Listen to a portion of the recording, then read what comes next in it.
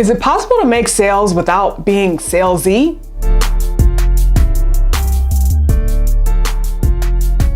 Hi, I'm LaTisha, founder of You've Got Clients, where we help coaches fill their coaching programs with high quality clients. One of the main questions I get is, LaTisha, how can I make sales without being salesy? And I understand that a lot of times the clients that I work with, they have very high integrity. They really want to provide a service that's of value to their end user, to their client.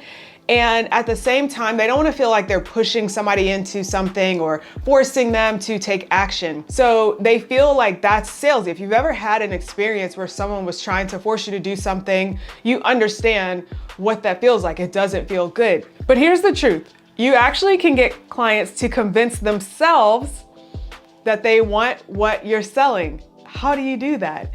I'm gonna share that with you in this video, because once you discover this, it's gonna change your entire life and you'll never have to resort to sales tactics again, and you won't feel salesy. So most people believe that if they don't wanna feel salesy, they can't make sales on the first interaction. Why would I try to pressure somebody into making a deposit or taking out a credit card or getting started right now on the call? That's gonna feel salesy. But the truth is, when you have content that sells for you, the right people will come, they'll be ready to pay, they're excited to go, and they've already convinced themselves that they wanna buy, and therefore you don't have to do all that convincing. Now, a perfect example of this is my client, Jamila. When we first started working together, Jamila was just coming from a career as a public relations agent. And so she was used to the traditional process of, I have a conversation with you, we write up a proposal, then you get back to me, then I get back to you, and then we do this whole like back and forth dance thing until we finally close. Then there's a deposit, and then there's payments along the way, et cetera, et cetera. And in the past, she had been offering a done-for-you PR service package, which required the proposal and agreement process. And she realized this was not a scalable business model. She wanted to get out of the done-for-you services and really get into a done-with-you coaching type of situation. So we worked together to craft the package that was right for her highest value avatar. And we also started putting in place some of those content pieces that convert. So when I talk about content that converts and content that sells for you, I'm not just talking about social media content. There's actually 4 types of content that you need. Content that will engage your audience, content where you exchange some type of value, content where you establish your buyers, and also content where you enroll your highest value avatar. So back to the story. When Jamila and I were working together, she knew that she was going to need some sort of system, because even though she wanted to transition, she still couldn't transition yet, right? Like, you can't just drop all of the income and revenue and money that you're making right now to pursue this coaching thing. So she knew that she was going to have to create a system. She was preparing herself to make that transition and make that shift. When we started working together, we put together a couple of pieces of content, one main piece of content being her sales presentation. A sales presentation, often known as a webinar. I call it an anti-webinar because most webinars are boring, but a sales presentation is like a new employee for you. It works day and night for you. It continually shares with people what you do, what you offer, why they should work with you, and also how to take action. But before we got to actually creating that sales presentation, we had to have a sincere conversation about her offer, what she was offering to clients, her years of experience, and how to package that up so that she could offer it. Because not only did we want to create a premium offer that spoke directly to her highest value avatar, but we also had some issues with figuring out pricing. Why? Once again, she was coming from a mindset of, I have to do all of these things and check all these items off for this to be valuable. Therefore, I need to charge a really teeny tiny price because I'm not doing all the things for them. And the conversation that we had went a little something like this.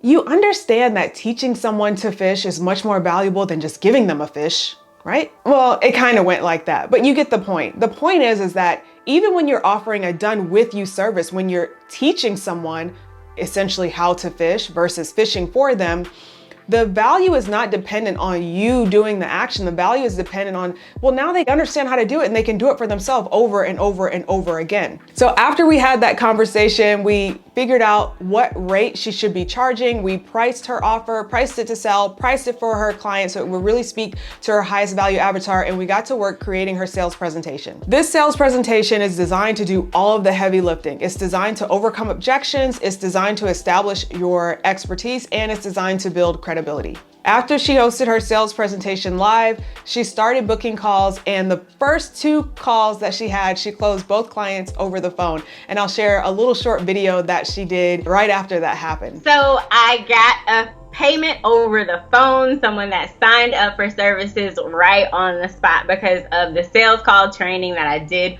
with you. I always get really excited when I see that, because just the energy of being able to close clients and make sales on the very first call without feeling salesy, it feels really good.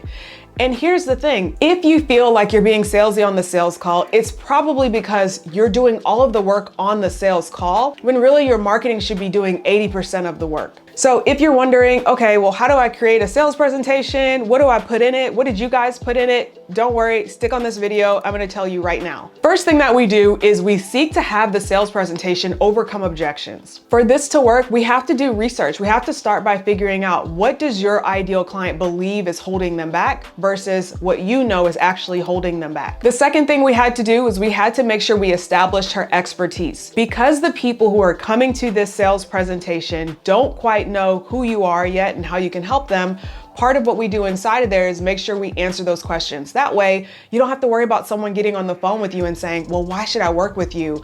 Or how long have you been doing this? Or how many other people have you helped?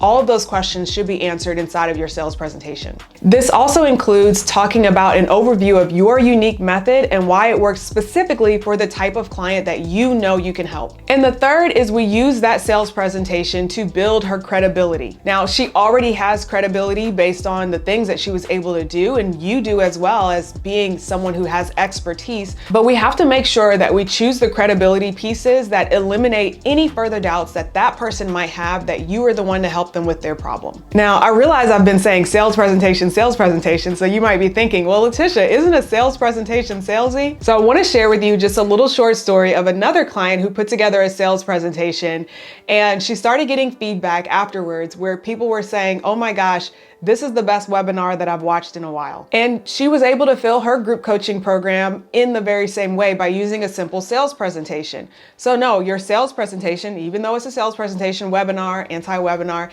it doesn't have to be salesy. There's specific pieces and items that you have to put in there to make sure that it's not only valuable, but that it does its job, which is being your 80% marketing partner to bring people in to booking a call with you. But once again, you do have to make sure you have the exact persuasion points inside of that sales presentation. So how do you figure out the exact persuasion points that your ideal client needs in order to book a call? Well, watch this video where I talk all about exactly how to figure out the specific persuasion points that your ideal client needs so you can work with your highest value avatar. Thanks so much for watching. I'll see you guys in the next one. Bye.